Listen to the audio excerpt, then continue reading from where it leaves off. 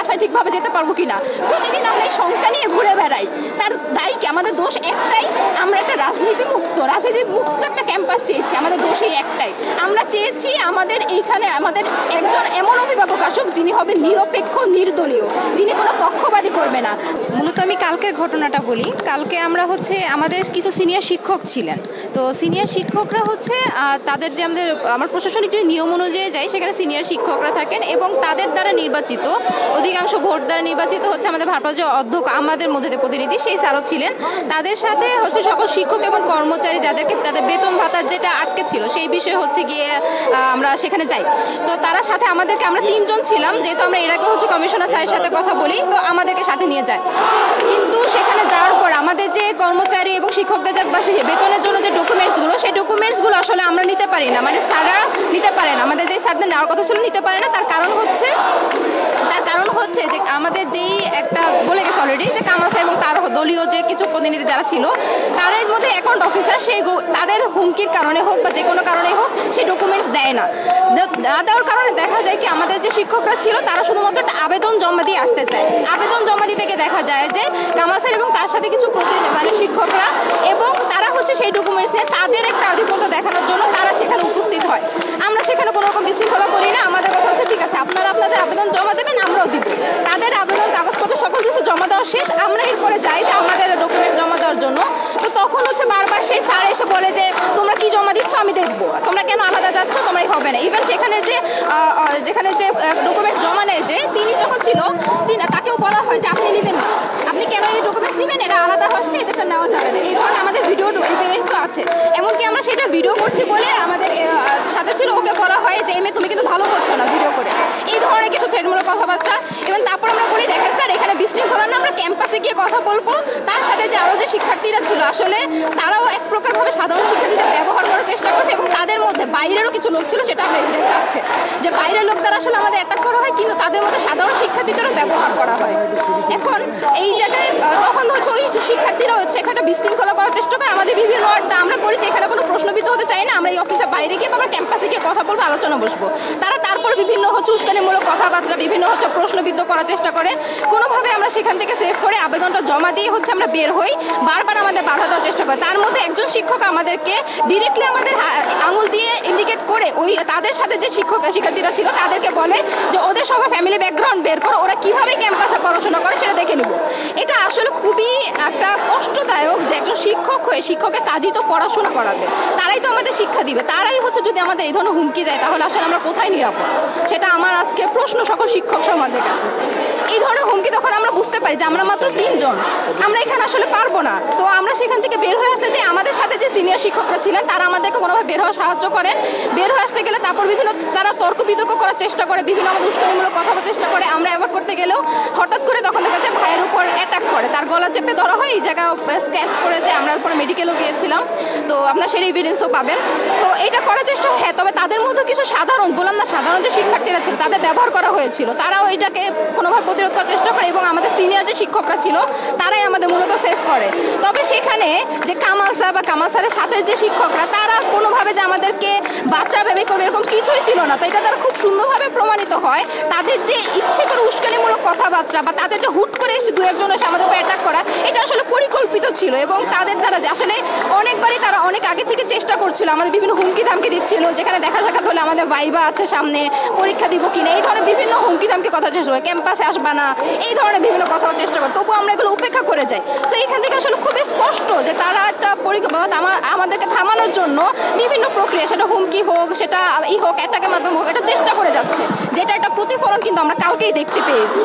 তো আমাদের 3 জন পেয়ে যখন এরকম হয়, আশেপাশে ওখানে আরও কিছু লোকজন ছিল, আমাদের সিনিয়র শিক্ষকরা ছিল, 2-1 মিলে কোনোভাবে আমাদের সেখান থেকে সেভ করে এবং আমাদের সেখান থেকে বের করে নিয়ে যায়।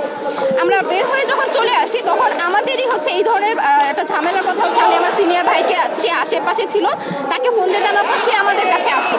তো সে তো জানে না আমরা বের হয়ে গেছি। সে যখন আসে তাকে একা পেয়ে 7-8 জন মিলে, আমার কারা ছিল সেটা আমরা সিসিটিভি ফুটেজ দেখলে ক্লিয়ার হবো, 7-8 জন মিলে তাকে বাইরে নিয়ে আসার চেষ্টা করে। তো সে বুঝতে পারে তার উপরে অ্যাটাক হবে, সে বাইরে যেতে চায় না। এটা কমিশনার কার্যালয়ের ভিতরে, তো সিঁড়ির ওখানে। সে যখন বাইরে যেতে চায় না, তাকে জোর করে টেনে হিসেবে নেওয়ার চেষ্টা করে। টেনে হিসেবে নেওয়ার মাধ্যমে তাকে বেশ কয়েকটা সে আঘাতপ্রাপ্ত হয়, এমনকি তার শার্ট ছিঁড়ে যায়, তার চশমাগুলো ভেঙে যায়। সে কোনোভাবে নিজেকে আপ্রাণভাবে চেষ্টা করে ছাড়িয়ে নিয়ে সে দোতলায় কমিশনার যে অফিস সেখানে যে যাওয়ার চেষ্টা করে, কিন্তু খুবই কষ্টদায়ক যে তাকে এই মারামারির অবস্থা দেখে সেখানে গেটটা পর্যন্ত লাগিয়ে দেওয়া হয়। ভাইয়া ভিতরে ঢুকতে পর্যন্ত পারে না।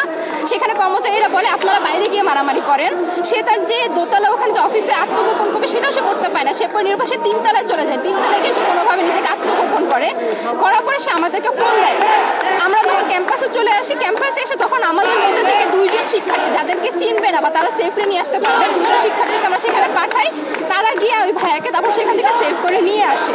তো নিয়ে আসার পরে এখানে যেটা হয়, আমাদের উপর যেহেতু আঘাত হয়, আমাদের যে বাকি সাধারণ শিক্ষার্থীরা আছে সবাই এটাকে খুব প্রতিবাদ করে। তারা এটা কোনোভাবে মেনে নিতে পারে না। আমরা সবাই এটা প্রতিবাদ করি। প্রতিবাদ করতে গিয়ে আমরা বাইরে প্রতিবাদ করছিলাম। তার মধ্যে তাদের যে ওই জায়গায় যে আমাদের যাদের উপর হামলা করে, তাদের ওখানে থাকা কিছু শিক্ষার্থী এবং বাইরের শিক্ষার্থীরা এখানে এসে ক্যাম্পাসে অবস্থান করার ফলে আমরা যখন বাইরে প্রতিবাদ শেষ করে ভিতরে আসবো, তখন গেটে তাদের সাথে আবারও সেই বাকবিতণ্ড হয়। এক পর্যায়ে তারা গায়ে আঘাত করার চেষ্টা করে, গায়ে ধাক্কাধাক্কি করার চেষ্টা করে। এইখানে তখন একটা দাঙ্গা হাঙ্গামা হয়ে যায়। কথা আমাদের সর্বশেষ মোট কথা একজন শিক্ষক তার নীতি আমাদেরকে শিক্ষা দিবে, আমাদের ন্যায়ের শিক্ষা দিবে, সত্যের শিক্ষা দিবে। তারা কখনো অন্যায়কে প্রশ্রয় দিবে না। কিন্তু একজন শিক্ষক হয়ে, একজন ভার্সিটির মতো জায়গায় একজন শিক্ষক হয়ে সে যখন এই ধরনের সন্ত্রাসী কর্মকাণ্ডের সাথে যুক্ত থাকে, সে যখন অন্যায়কে অন্যায় বলে না, সে যখন মিথ্যাকে সত্যের মতো রূপান্তর করে মানুষের সিম্প্যাথি ক্রিয়েট করার চেষ্টা করে, আমাদের যার ফলাফল ভোগ করে আমাদের মতো সাধারণ শিক্ষার্থী, আমরা যারা এখন পর্যন্ত ন্যায়ের জন্য লড়তে চাই, আমরা যারা অত্যাচারের বিরুদ্ধে দাঁড়াই, তাদেরকে আমাদের মুখ বন্ধ করে দেওয়ার জন্য আমাদের ক্যাম্পাসে আমাদের হুমকি দেওয়া হয় যে কিভাবে ক্যাম্পাসে আসো দেখে নিব, কিভাবে পড়াশোনা করো দেখে নিব। বিভিন্ন বাইরের ছেলেপেলে দ্বারা, অন্যান্য দলীয় রাজনৈতিক ছেলেপেলে দ্বারা আমাদের উপর অ্যাটাক করার চিন্তা ভাবনা করা হয়। যে আমরা জানি না যে এই ক্যাম্পাস থেকে বের হয়ে বাসায় ঠিকভাবে যেতে পারবো কিনা। প্রতিদিন আমরা এই শঙ্কা নিয়ে ঘুরে বেড়াই। তার দায়ী কি? আমাদের দোষ একটাই, আমরা একটা রাজনীতি মুক্ত একটা ক্যাম্পাস চেয়েছি। আমাদের দোষ এই একটাই, আমরা চেয়েছি আমাদের এইখানে আমাদের একজন এমন অভিভাবক আসুক যিনি হবে নিরপেক্ষ, নির্দলীয়, যিনি কোনো পক্ষপাতী করবে না। আমরা গত 21 আগস্ট আমরা ফার্মগেট ব্লক, আমাদের যেহেতু বর্তমান যে প্রিন্সিপাল তিনি হচ্ছেন পলাতক, তো আমরা সেই পরিপ্রেক্ষিতে আমাদের স্বাভাবিক কার্যক্রম চালায় যাওয়ার জন্য আমরা যে গত 21 আগস্ট আমরা ফার্মগেট ব্লকের কর্মসূচি করি। যেই কর্মসূচির মাধ্যমে আমরা আমাদের সাবেক যে অধ্যক্ষ তাকে আমরা অবাঞ্ছিত ঘোষণা করি শিক্ষক এবং ছাত্রদের মতানৈক্যের ভিত্তিতে। তো আমরা ওখানে গিয়ে আমরা ওই দিনকে একটা গণতান্ত্রিক উপায় অবলম্বন করি যে আপাতত কার্যক্রম চালায় যাওয়ার জন্য আমাদের একজন অধ্যক্ষ প্রয়োজন, ভারপ্রাপ্ত অধ্যক্ষ। আমরা শিক্ষকদের ভোটের মাধ্যমে একজন ভারপ্রাপ্ত অধ্যক্ষ নির্বাচিত করি এবং তিনি নিরপেক্ষ, নির্দলীয় এবং যোগ্যতা সম্পন্ন ব্যক্তি। শুধু তিনি না, আমরা 3 জনকে নির্বাচিত করি। 3 জনের মধ্যে থেকে আমাদের টিচাররা আরও একজনকে বাছাই করে। টোটাল 4 জনের মধ্যে যে কোনো একজনকে তারা ভোট দেয়। ভোট দেওয়ার মাধ্যমে আমাদের একজন স্যার নিযুক্ত হন, যিনি 70 ভোট পান 127টা ভোটের মধ্যে। তো তার মাধ্যমে আমাদের যখন নিযুক্ত হয় কোনো এক শিক্ষক তার নিজস্ব রাজনৈতিক বলয় সৃষ্টি করার জন্য তিনি আমাদের বিপক্ষে অবস্থান করেন। যখন তিনি আমাদের বিপক্ষে অবস্থান করেন, গতকাল আমরা বিভাগীয় কমিশনার কার্যালয়ে আমাদের যে সাধারণ শিক্ষার্থীদের যে প্রতিনিধি দল আছে তারা একটি অ্যাপ্লিকেশন জমা দিতে যায় সাধারণ শিক্ষকদের নিয়ে। তখন তারা অতর্কিতভাবে আমাদের যে চিঠি ছিল সেটি টেনে নিয়ে ছিঁড়ে ফেলতে চায় এবং গিয়ে আমাদের ওখানে বাধা প্রদান করে যাতে আমরা এটা জমা দিতে না পারি। এবং সেখানে উপস্থিত ছিলেন আমাদের এই প্রতিনিধিরা। তখন গিয়ে তাদের উপরে অ্যাটাক করা হয়। তারা যখন বিভাগীয় কমিশনার কার্যালয়ের বাইরে নামেন, বারবার অ্যাটাক করার পরে তারা কোনোভাবে নিজেদের জীবন নিয়ে চলে আসে এবং যখন ক্যাম্পাসে ঢুকতে যায়, ক্যাম্পাসে আমাদেরকে ঢুকতে বাধা দেওয়া হয়। আমাদের তারাটা আমাদের যারা মূলত রাজনৈতিক বলয়টা সৃষ্টি করতে যাচ্ছে, আমাদের শ্রদ্ধেয় Kamal sir, asthma Kamal Uddin sir, উনি এবং গিয়ে ওনার সাথে গোটা কয়েকজন শিক্ষকরা এবং অছাত্র সন্ত্রাসীদেরকে নিয়ে গতকালকে যারা আমাদের ক্যাম্পাসের মধ্যে ঢুকে আমাদের উপরে হামলা করে। এবং বাকি বিষয়টা হাদি ভাই এবং ওনারা ভালো বলতে পারবে, ওনার সাথে একটু যদি কথা বলেন। প্রশ্ন করেন ভাই। আপনারা জানছেন যে আমাদের উপরে গতকালকে একটা অ্যাটাক হয়ে গেছে। 5ই আগস্ট দেশ স্বাধীন হওয়ার পরে এই অ্যাটাকটা অত্যন্ত দুঃখজনক একটা ঘটনা। আমরা এটা কোনোভাবে আশা করি না। শিক্ষকরা আমাদের পিতৃ সমতুল্য, আমরা তাদের সন্তানের মতো, এবং তারা যে আমাদের উপরে অ্যাটাক করতে পারে বাইরের ছেলেপেলে নিয়ে, এটা আসলে একেবারে মেনে নেওয়ার মতো না আর কি। তো আর গতকালকে আমরা বিভাগীয় কমিশনারে যে গিয়েছিলাম সেটা খুবই সাধারণ একটা কারণে গেছিলাম, যে শিক্ষকদের এবং কর্মচারীদের বেতন ভাতা যাতে হয় এই কারণে আমরা একটা কাগজ জমা দিতে গেছিলাম। তো সেখানে যাওয়ার পরে তারা বাধা প্রদান করে, প্রথমে কাগজ জমা দিতে চায় না, তারপরে আমরা সেটা দিতে যখন সক্ষম হওয়ার পরে এক পর্যায়ে যখন আমরা বের হয়ে আসি তখন আমাদের উপর একটা অতর্কিত হামলা চালায় তারা।